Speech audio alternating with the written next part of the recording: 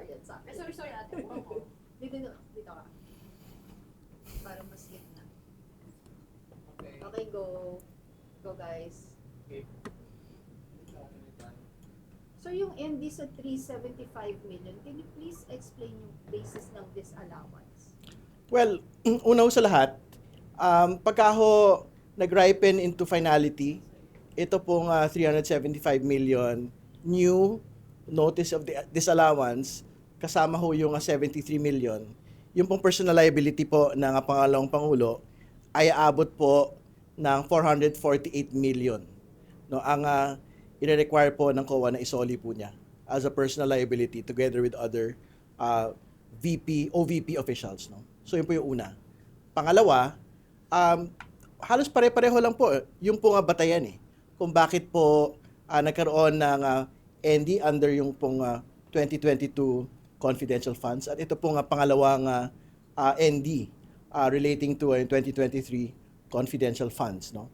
Una ho rito, naglabas daw po ang OVP ng confidential funds sa mga unauthorized po na mga tao. No? So, dagdag pong pangalan dito si Colonel La Chica at yan po yung lumabas doon sa mga pagdinig sa Kongreso nung nagdaan. Siya po yung tinuturong unauthorized person na pinaglagakan ng confidential funds.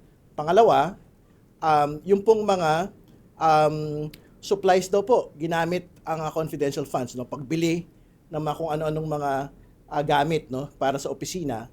I think almost 200 million po yung pong dinisallow ng COA supposedly sa pagbili po ng mga supplies na ang gamit lang po acknowledgement receipts at hindi daw po mga official receipts, no.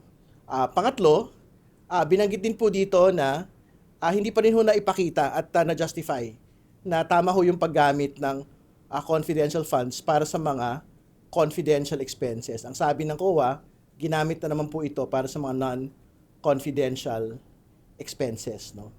At yan po yung mga mayor na mga dahilan. At panghuli, meron din ho mga reimbursements, no, na ipinagbabawal mismo sa ilalim po ng rules ng paggamit po ng confidential funds. So, ang nakikita ho natin dito talagang ito po ay pattern ng confidential funds misuse. No?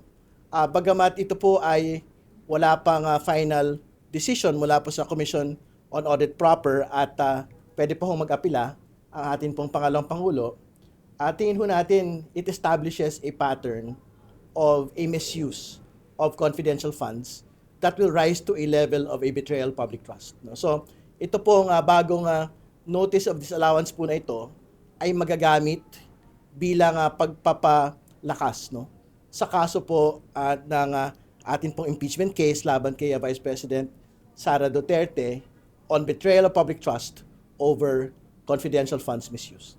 Sir, can you expound on personal liability